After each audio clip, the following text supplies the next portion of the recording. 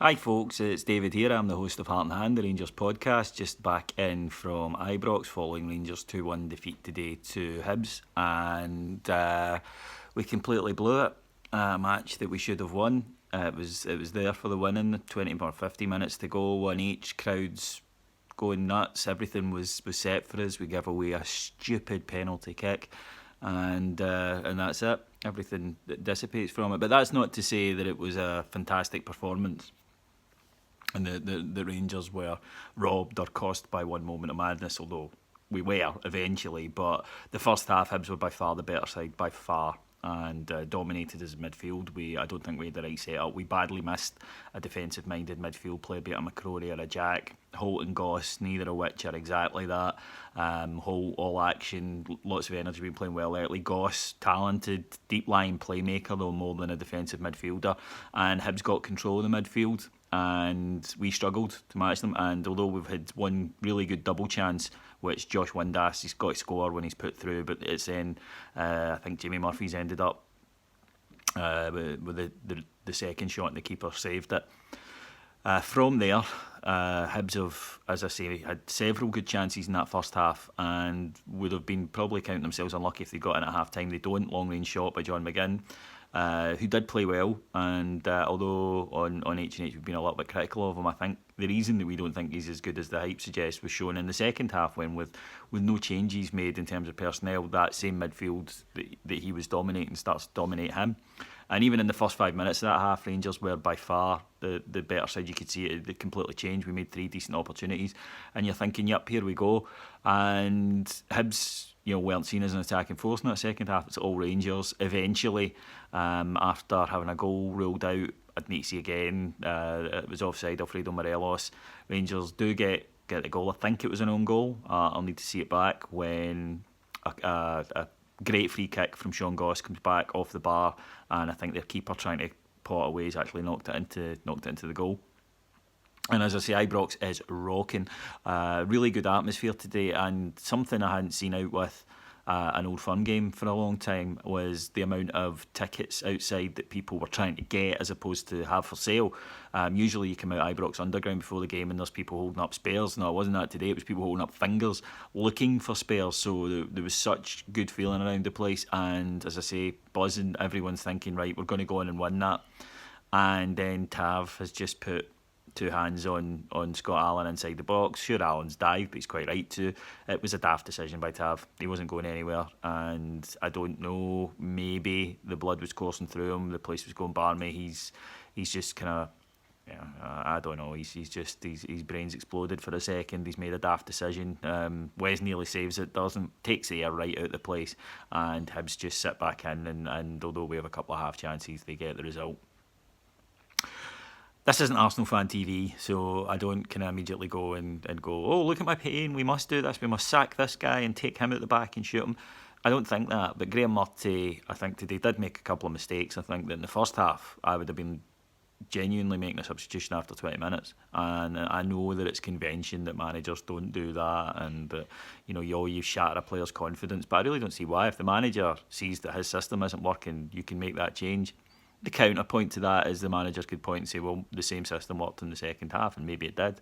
But the first half, I thought we could have got control had we put maybe Greg Docherty on for Josh Windass after 20 minutes. Windass was very disappointing, because I've praised Josh Windass lately, deservedly, in my opinion. But I thought today he did all the things that Graham Murty said the other night after the Fraserburgh game that he doesn't want to see him doing, which is dropping in, trying to be a playmaker. I think Josh thinks he's one thing when he is in fact another. Josh is a very good physical striker, if you like, deep-lying striker who can make late runs into the box using his power and his pace to get on the end of things. He is not a number 10. And you can see the contrast today. Turncoat wee shite that he is. Scott Allen is a number 10, can't run. But what he's good at doing is holding the ball up, turning, beating a man and slipping a pass through. Josh Windass can't do any of that. What Josh can do brilliantly, as I say, are make well-timed runs, getting the end of things, give and goes, but he's not doing that. And what's disappointing is the manager identified that the other night and then leaves him on the full 90 today, which is poor. Again, coming out the ground, you think, oh, if only we'd took that chance, if only we'd taken that chance. We miss too many chances, we do it too regularly. And the main thing is our home form is shocking. And Graham Murty's record now, I think, and I may be wrong here, so I haven't checked this. I say I come to you as soon as I can on this. Statos can maybe tell me, but I believe it's something now like 10 wins, 3 draws, 7 losses. That's not going to get you the job. And I'm not going to say, Graham Murty must be sacked or he's not the right man for the job. I think, I've got my concerns about it. We all have. We've all had for a long time. And the argument, which I think could be put forward quite sensibly as well, you're going to get that from a guy who's learning his trade. So again, we have to circle back to that. Should a guy be learning his trade in that job kind of thing? And it's frustrating because obviously Celtic got beat today, and yeah, it's unlikely we'll be able to challenge them, certainly now. But it would have been nice to start looking forward rather than back the way in the league table. And now it means that Aberdeen, we've beaten 3 times, are ahead of us in the league because they knock off teams below them consistently and we don't. And we can't play Aberdeen every week. I have asked and they're not having it. So, I mean, Aberdeen don't want to play us at all. Aberdeen, as far as they're concerned, would rather just, save the time and trouble and travelling down and save the money and just give us the points. But all joking aside, we need to get better at home. We chucked it away at 1 each. That game is there, not just for us to draw, but to go on and win. I thought we'd actually gone at that point 1-2-3-1. And you could tell the Hibs fans, they were nervous as well. Cummings was on the park, they were thinking he was going to score, he was thinking he was going to score. And a daft decision by Tav has unfortunately completely cost us. And listen, that's the thing about being a footballer. Tav's had a lot of praise lately, deservedly. He's been outstanding in some of the games, Aberdeen and Celtic in particular. He was terrific, but today he's made one daft thing and unfortunately it's cost us the match. Now, he's not alone in that. Other people, of course, you don't win or lose things based on 1 minute. But deeply disappointing because today we should have been coming away with that victory. Not based on the first half. If the match had ended after 45 minutes today, I would certainly not be sitting here saying we deserved anything from it because we didn't. But the players have actually done something that we didn't credit them with early in the season, which is turn it round. And they've shown fight and they've shown spirit and they've shown determination, and then that's all out the window because in the end up it's been for naught. Whereas if they'd done it, I think that the first half performance might have been not forgotten, but certainly would have been viewed through a much kinder prism, and now it won't be. So, where to now? Well, the Partick Thistle, and we've got to win that game. And the thing is, of course, it's away from home, so we're all a lot more bloody confident about it. But if Graham Murty wants this job full time, he has to figure out a way to stop this kind of 2 steps forward, 1 step back stuff. He's got to improve that record. If his record, as it currently stands, maintains to the end of the season, he won't get the job. He'll probably stay in it just now because it's enough to keep him there, but it won't get him the job. He has to finish second. It's as simple as that, minimum.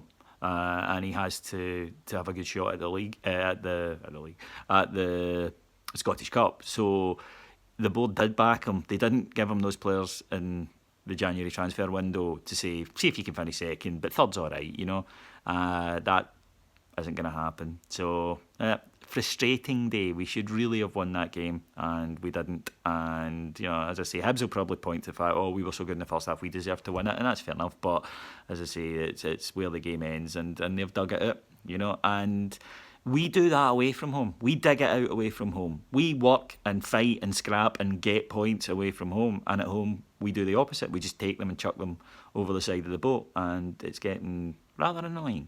I'm getting a bit fed up with it. But, as I say, we will go and... Want to play? I'd like us to play more attacking football, Alexa. No, she can't help with that. Okie doke, folks. That's pretty much it from me just now. I'll be back on Heart and Hand with a post-match pod tonight for subscribers. If you want to be a subscriber, just come along to patreon.com, patreon.com/Heart and Hand, and you'll find tons and tons and tons of content. If you want just stuff about the game, for example, there's a post-match pod. There'll be the tactical breakdown of the pod from our tactics experts, and then we'll have a kind of full and frank discussion of where it leaves us on Monday night on the main free pod. So there's 2 free pods a week. If you don't want to subscribe, then by all means don't, but you'll still be able to listen to us twice a week. And if you don't want to do either of those, then why are you watching this video this long? That's a bit daft, really, isn't it? Okie doke, folks. It's been nice talking to you. I'll talk to you again soon. Cheers. Bye.